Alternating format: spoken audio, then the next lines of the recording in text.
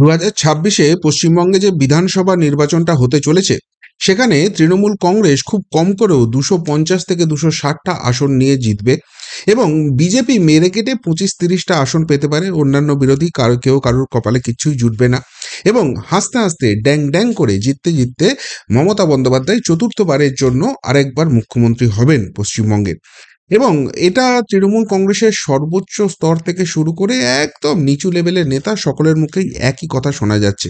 কিন্তু সত্যিই কি তাই?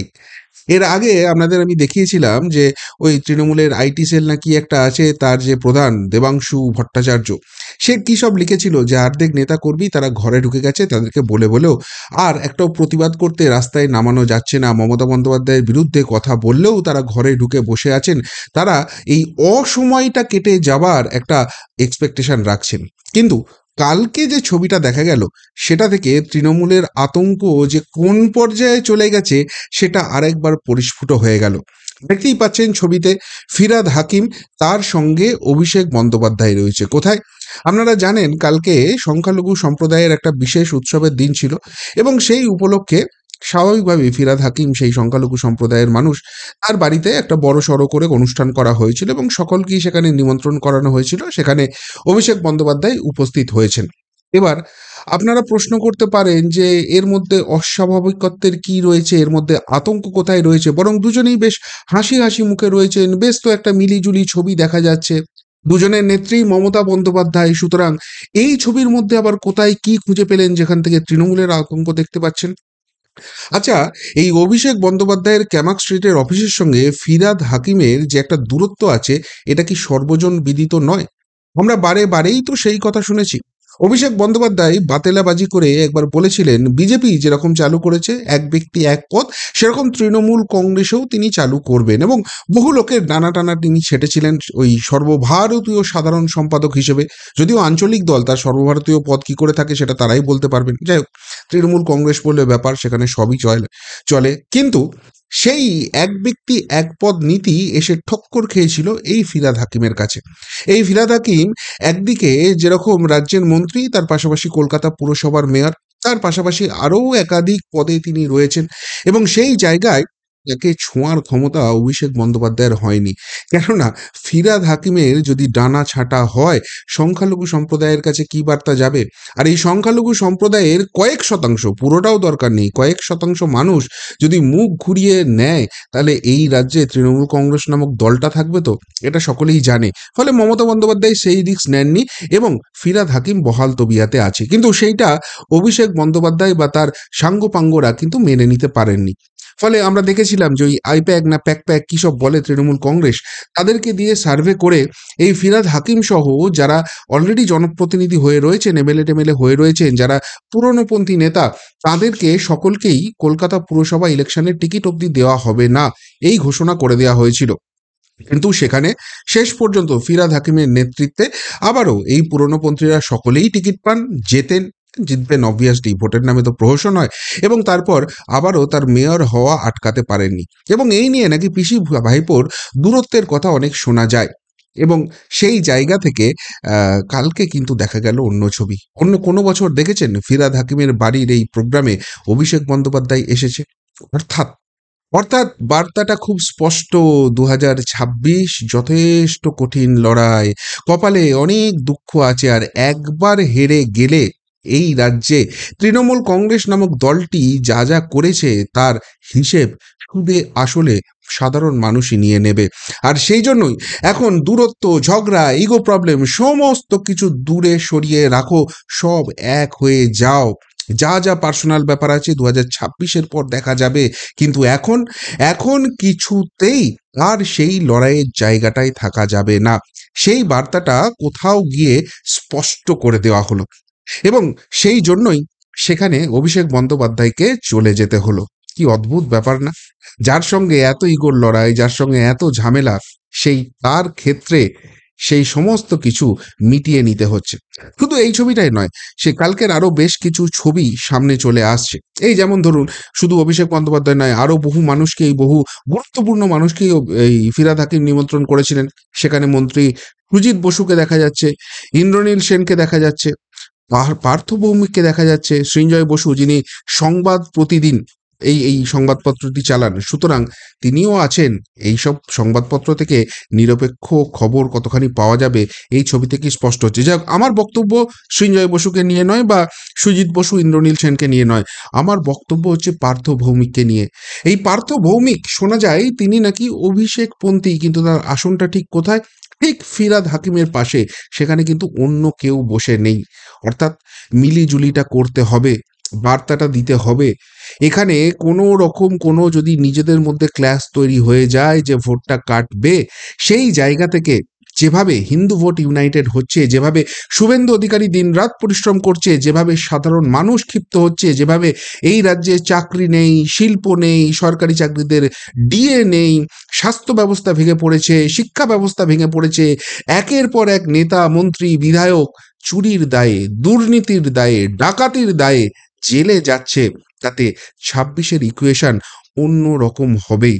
আর সেই জন্যই কি রিস্ক নিতে পারছেন না? সেই জন্যই কি কাছাকাছি আসতে বাধ্য হচ্ছেন? আর এইখান থেকেই প্রশ্নটা হচ্ছে, তার মানে মুখে যতই ২৫০-২৬০-এর অঙ্ক শোনাক না কেন, গল্প শোনাক না কেন, ভেতরে ভেতরে কাঁপুনিটা একদম শীর্ষ স্তরে ধরে গেছে। আর সেই জন্য ইগো ক্ল্যাশ এখন বহু দূরে। তবে শুধু এই একটা ছবি নয়, আরো বেশ কিছু ছবি আপনাদের দেখাবো। গতকাল আপনি একটা জিনিস দেখুন, মমতা বন্দ্যোপাধ্যায়ের কার্যত ছায়া সঙ্গী হয়েছিলেন অভিষেক বন্দ্যোপাধ্যায়, এবং সেখানে ওই যে সংখ্যালঘু সম্প্রদায়ের যে অনুষ্ঠানটা রেড রোডে হয়েছে, সেখানে মমতা বন্দ্যোপাধ্যায়ের পাশাপাশি তিনিই আবার বক্তব্য রেখেছেন, সেখানেও আমার কোনো আপত্তি নেই। কিন্তু একটা কথা আপনাদের বলে দিই, যেটা আমি প্রথম দিন থেকে বলে আসছিলাম, বারবার শোনা যাচ্ছিল না যে পিসি ভাইপোর নাকি ক্ল্যাশ লেগে গেছে, আলাদা দল করে ফেলবেন, অনেক বড় বড় সাংবাদিক, অনেক অনুপ্রাণিত মিডিয়া এই নিয়ে অনেক খবর করে ফেললেন, রেজিস্ট্রেশন হয়ে গেছে দলের। হ্যাঁ, এই দলের একটা বড় অংশ অভিষেক বন্দ্যোপাধ্যায়ের সঙ্গে আছে। এমনকি বিধায়কদের দিয়ে বলানো হচ্ছে যে অভিষেক বন্দ্যোপাধ্যায়কে মন্ত্রিসভায় নিয়ে আসতে হবে। এই নিয়েই নাকি মেন ক্ল্যাশ। আমি একটা কথাই বলেছিলাম, এখানে কোনো ক্ল্যাশ থাকতে পারে না, সবটাই সাজানো, সবটাই গট-আপ।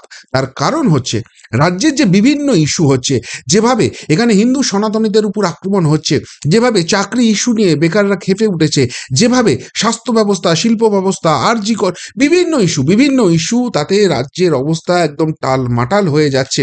যেভাবে বিজেপি বলছে হিন্দু ভোটকে ইউনাইটেড হতে হবে, এবং হিন্দুরাও সেটা বুঝছে বাংলাদেশ পরবর্তী পরিস্থিতিতে, সেইখান থেকে দৃষ্টি ঘোরাবার দরকার আছে। আর সেই জন্য পুরোটাই সাজানো নাটক, সেটা তো আরেকবার প্রমাণ হয়ে গেল। যদি কোনো রকম কোনো দূরত্ব থাকতো, তাহলে এই ছবি কি দেখা যেত? এই সম্প্রীতির ছবি কি সামনে আসতো? এইবার আরেকটা মজার বিষয়ে আপনাদের আমি ভালো করে দেখাই, সেটা এই ছবিটা দেখলে আরো ভালোভাবে বুঝতে পারবেন। এটা বুঝতেই পারছেন যে ওই রেড রোডের প্রোগ্রামের পরে অন্য একটা জায়গায় গেছেন, এবং সেখানে দেখুন যারা রয়েছেন প্রত্যেকের মাথাতেই কভার রয়েছে। মানে যেহেতু ওটা সংখ্যালঘু সম্প্রদায়ের প্রোগ্রাম, তাদের একটা ওই টুপিটা আবেগের জায়গা, এবং সেটা তাদের ধর্মীয় ব্যাপার রয়েছে। এবং সেই জায়গাটাকে এস্টাবলিশ করতে মমতা বন্দ্যোপাধ্যায়, রাজ্যের মুখ্যমন্ত্রী, তিনিও মাথা ফাতা ঢেকে রয়েছেন। কিন্তু অভিষেক বন্দ্যোপাধ্যায়, তার মাথায় কিন্তু সেই জিনিসটা নেই। এখানেই কি আরেকটা প্রশ্ন উঠছে যে তৃণমূল কংগ্রেস খুব ভালো করে বুঝে গেছে যে শুধুমাত্র সংখ্যালঘুদের পাশে আছি, তোমরা যা খুশি করো, দিদি পাশে আছে, সরকার পাশে আছে, কেউ তোমাদের ছুতে পারবে না, এই বার্তা যেরকম দিচ্ছে, এবং তাদের মতো সাজ পোশাক করে আমি তোমাদেরই লোক, এই বার্তা দেওয়ার চেষ্টা হচ্ছে। কিন্তু তাতে করে বুমেরাং হতে পারে, এই রাজ্যের হিন্দু ভোট কিন্তু বিজেপির দিকে কনসলিডেট হতে পারে। আর তার তার একটা পাল্টা কোর্স তৈরি করতে, একটা মতবাদ তৈরি করতে অভিষেক বন্দ্যোপাধ্যায় কি এই জায়গায় আছেন? মাথাটাকে ঢেকে রাখেননি? দেখো, আমি তো আমার ধর্মের কোনো ব্যাপারকে বিসর্জন দিইনি, আমি সেখানে গেছি, আমি আমন্ত্রণ পেয়েছি, আমি সর্বধর্ম সমন্বয়ের কথা মানি এই বার্তা দিতে। কেন প্রশ্নটা উঠছে? আপনাদের একটু পুরোনো দিনের ছবি দেখায়, কয়েক বছর আগের ছবি, বুঝতেই পারছেন সুলতান আহমেদ তখনও বেঁচে আছেন। সেই সময় ওই রেড রোডের প্রোগ্রামেই গিয়েছিলেন অভিষেক বন্দ্যোপাধ্যায়, এবং সেখানে তার মাথাটার দিকে একবার তাকিয়ে দেখুন। এবার আপনারা বলবেন এটা তো অনেক পুরনো ছবি, তারপর মানুষের বদল আসতে পারে না? নিশ্চিতভাবে বদল আসতে পারে। আমি তাহলে রিসেন্ট ছবি দেখাই। হ্যাঁ, মাথায় ওই টুপিটা নেই, কিন্তু মাথায় ওই যে কভারটা দেখুন, তার পাশে মন্ত্রী জাভেদ সাহেব দাঁড়িয়ে আছেন, তিনি নিজে সংখ্যালঘু সম্প্রদায়ের, তার মাথা কিন্তু ঢাকা নেই। কিন্তু অভিষেক বন্দ্যোপাধ্যায় খুব সুন্দরভাবে সেখানে কিন্তু তাদের যে ধর্মের ব্যাপারটা রয়েছে, যে যে সম্প্রদায়ের প্রোগ্রামে গেছেন তাদের সম্মান জানাতে সেটা করছেন। কিন্তু সেটা আগে করলেও এখন কেন এই জায়গাটা করছে না? তার মানে তার মানে আতঙ্কের জায়গাটা ওইখানেই হচ্ছে যে হিন্দু ভোট কনসলিডেট হচ্ছে এবং যেভাবে সংখ্যালঘু প্রীতি দেখাচ্ছেন মাননীয়া, সেই জায়গা থেকে এবারে হিন্দুরা কিন্তু অন্যরকম জবাব দিতে পারে। আর সেইটা যাতে না হয় সেই জন্য পিসিমণি তো ঠিক আছে এই ধরনের করছে, অভিষেক বন্দ্যোপাধ্যায় এই ধরনের এখন করেন না, সেই বার্তাটা দেওয়ার চেষ্টা করা হচ্ছে। অর্থাৎ ছত্রে ছত্রে শুধুমাত্র ভোটের অঙ্ক এবং সেই ভোটের অঙ্কে শুধুমাত্র আতঙ্ক, এবং সেই আতঙ্কের জায়গা থেকেই কি কালকের এই মহামিলনের ছবিটা দেখা যাচ্ছে? আগে যা কিছু হয়েছে, অতীতে যা কিছু হয়েছে, সেই সমস্ত কিছু ভুলে গিয়ে এক জায়গায় থাকতেই হবে, নাহলে 2026-এর বৈতরণীটা পেরোনো যাবে না। যাবে কি যাবে না, 1 বছর গঙ্গা দিয়ে এখনো অনেক জল বইবে, অনেক ইকুয়েশন চেঞ্জ হবে, সে তো পরের কথা। এবং সবথেকে বড় কথা, বিজেপি যে পারবেই এই রাজ্যে তেমন কোনো আভাস কিন্তু বিজেপি এখন অব্দি দেখায়নি। যে ওই অ্যাক্সিলারেশনের কথা বলে, যে যে জিনিসগুলো করলে বিজেপির দিকে ভোট কনসলিডেট করতে পারে, তার কোনোটা এখন অব্দি বিজেপি করেনি। না কোনো রাঘব বোয়ালের গ্রেপ্তারি হয়েছে, না এই রাজ্যে যে রাষ্ট্রপতি শাসন জারি হতে পারে বা এই রাজ্য সরকার সঠিকভাবে কাজ চালাচ্ছে না তার কোনো রকম ইঙ্গিত দেওয়া হয়েছে, সংগঠন সাজানো, রাজ্য সভাপতি ঘোষণা, কিচ্ছু হয়নি, সেরকম আন্দোলনমুখী দেখাই যাচ্ছে না। এবং সেই জন্যই মনে করা হচ্ছে যে সত্যি বিজেপি এত কিছুর হাওয়া থাকার পরেও পারবে না 2026-এ, নিশ্চিত। কিন্তু এই কিছু না থাকা অবস্থাতেই তৃণমূলের আতঙ্কটা স্পষ্ট হয়ে যাচ্ছে নাকি?